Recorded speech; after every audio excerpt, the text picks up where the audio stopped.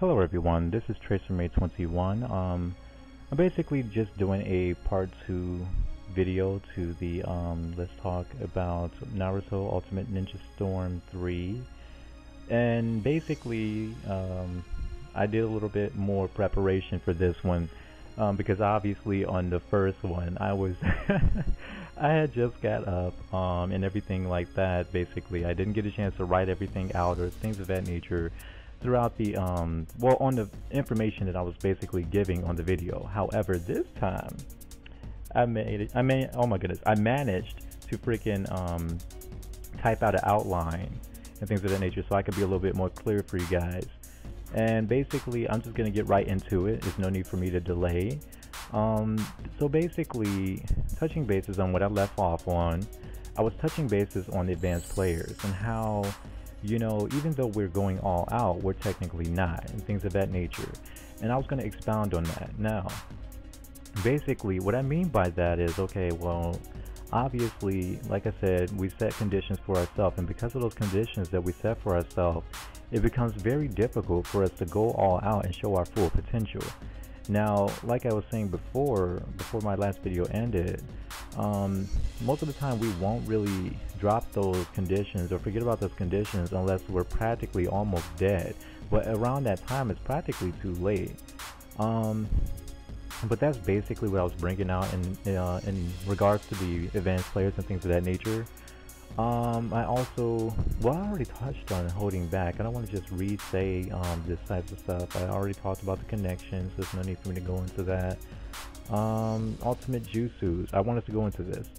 Now, I mean, I do use ultimate jutsus, but not, how can I put this? If you guys watched the first video, you know that I don't really like to use jutsus, and I only use them once or twice a match. And obviously, the reason why is because I feel as if you shouldn't have to use a jutsu unless you really have to. And obviously, the same thing applies to an ultimate jutsu. You shouldn't have to use an ultimate jutsu unless you really have to.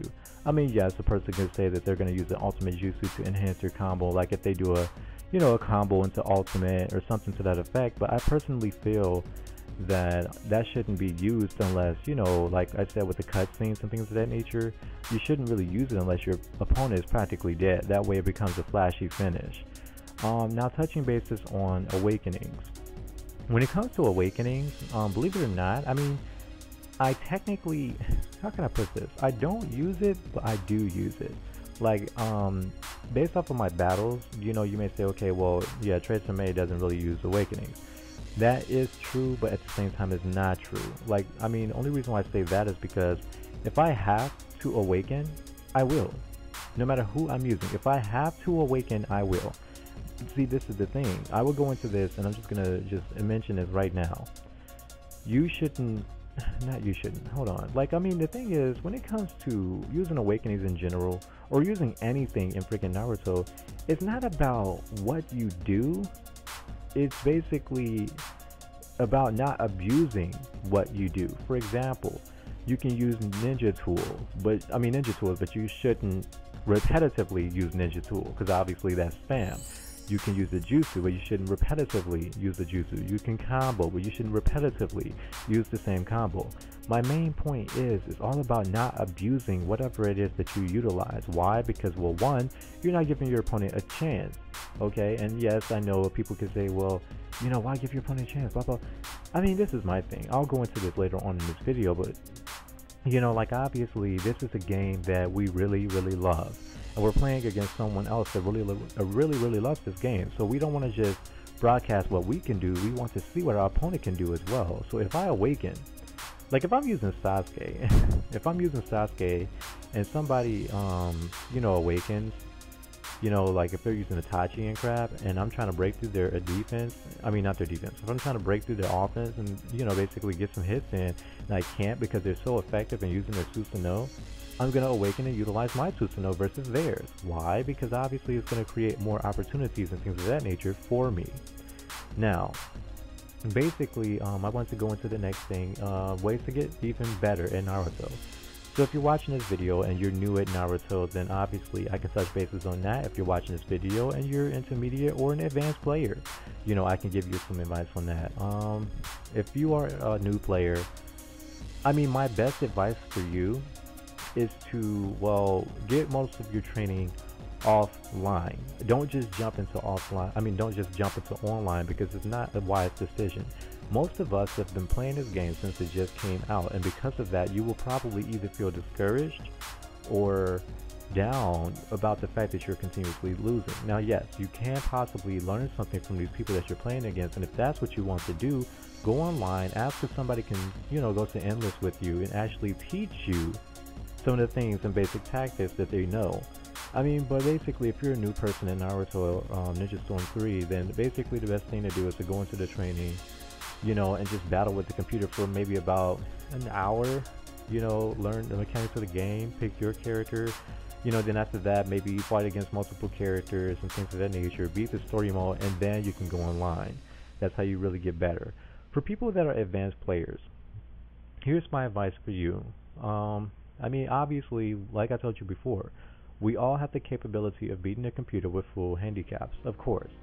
But, like I said before, allow yourself to be a lot more versatile. Don't use the same tactics twice. Even if you want to awaken, even if you want to use ultimate jutsus, even if you want to use a regular jutsu or a grab, just make sure that you be so versatile and switch it up and make it where you can make the experience of the fight even more so interesting. And even if you're fighting a computer with full handicaps, make it seem like an actual boss battle or something to that effect. Make it where you're making a challenge for yourself, if that makes sense. Now, the next point I was going to bring out was making the Storm community better. And I also put here E3 competition. Alright, now you guys may be like, okay, E3, what are you talking about? So basically, I mean, I'm not 100% on what the heck E3 is, but I do know that sometimes they will do tournaments and things of that nature on some of the best games. And I'm going to mention the guy's name, and I'm not speaking negatively about him, obviously. It's just something that he said that really, it piqued my interest, because obviously I'm a part of this community. I don't know if it was the Fan 17 or if it was Unreal Gaming, but somebody basically brought out that, you know, Naruto Ultimate Ninja Storm 3 could never go to E3.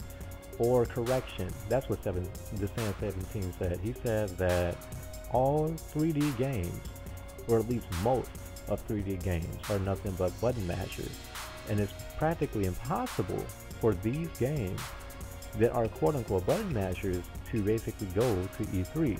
Now, I do understand what he means. He has a very valid point.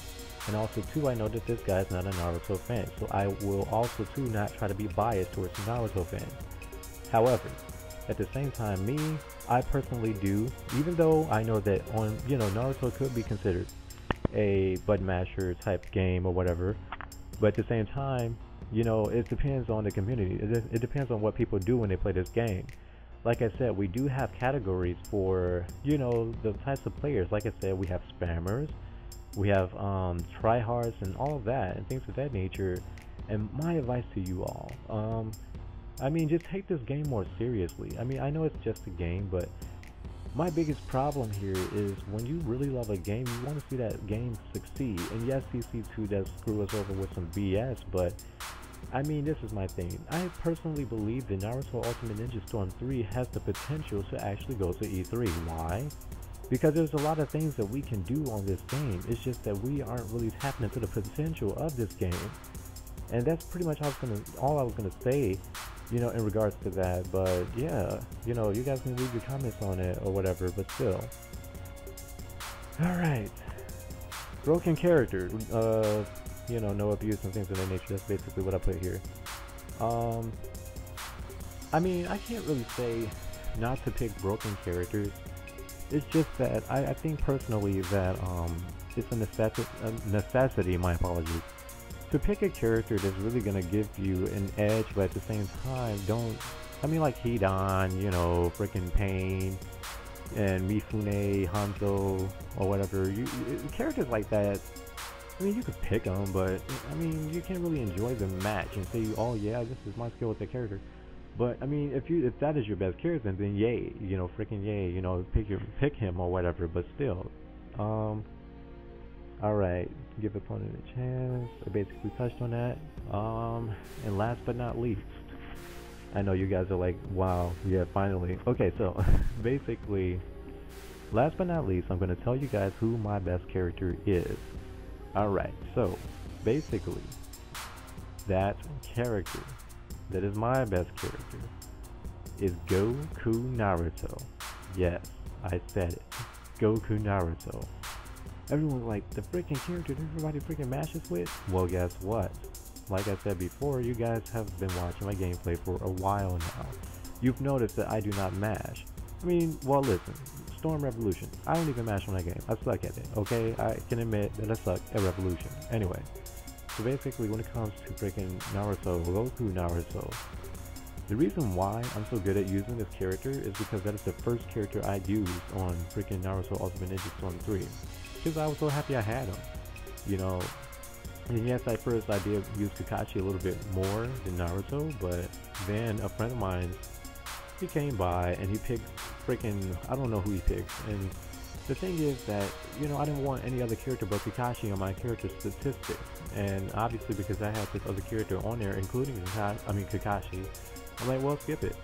So at that point, I picked freaking Goku Naruto, and like I said before, I jumped straight into the online. So that being said, I got better and better, you know, and I'm not saying it like that, but I believe that I was the first person that was really good at using Goku Naruto.